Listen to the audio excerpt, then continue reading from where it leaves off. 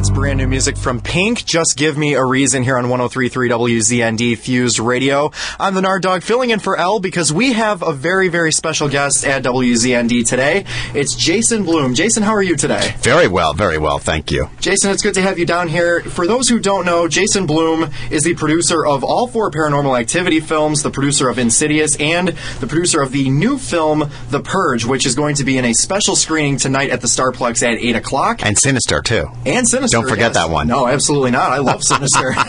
So, The Purge. It's a very interesting concept. For those who don't know what The Purge is, what can you say about that?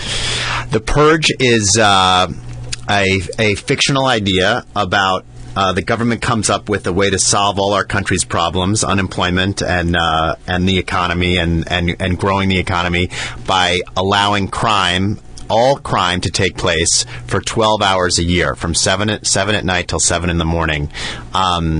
Very crazy things happen, and this new law has solved our problems, and that's what the movie's about. So would you say that there's a little bit of social commentary that goes into that, to where we are as a society now and what could become of it in 10 years?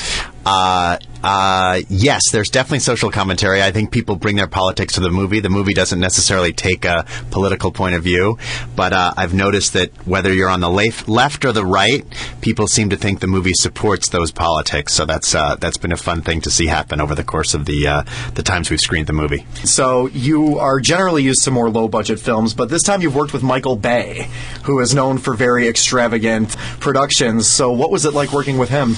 Well, he was our producing partner on the movie. Our budget of our entire movie was his catering budget on Transformers, I think, probably less.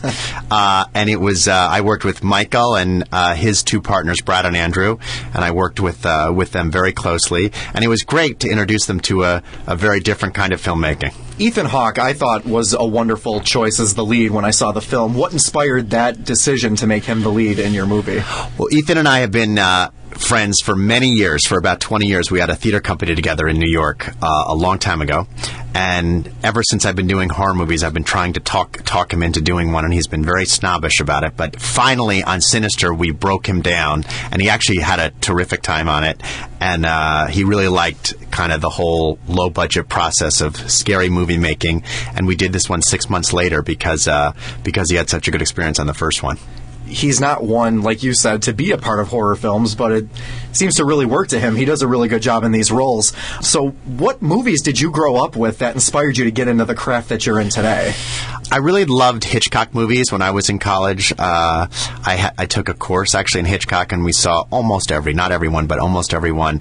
And that was when I really got interested in genre movies and how to scare people and how to keep them on the edge of their seat, and obviously nobody did it better than him. So that was those were the movies that I grew up with and studied and inspired me to start scaring people myself.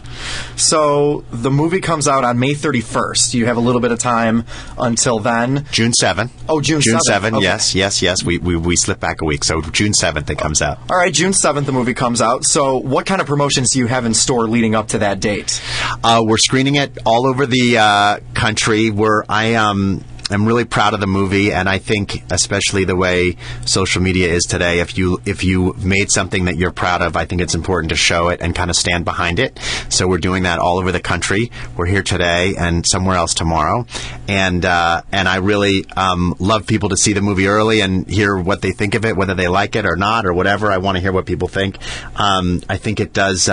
It works on a lot of levels. It's really scary. It's really suspenseful. But as we talked about in the beginning, there's also kind of a political aspect to it as well, and so it definitely inspires conversation. So after The Purge makes its mark at the box office and in the record books, what do you have planned after that? We have the sequel to Insidious. Insidious 2 comes out in September. We, of course, have Paranormal 5 comes out in October.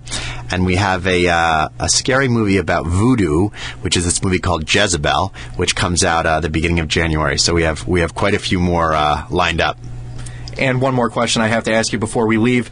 What was on your iPod when you were coming into town? What exactly does Jason Blum listen to? Oh, it's so embarrassing to tell you. Oh, please. I was listening to Gwen Stefani this morning. You can't probably do worse. Neil Diamond, maybe. A little Neil Diamond. Everyone should be listening to Neil Diamond these days. Why not? Nothing embarrassing about that.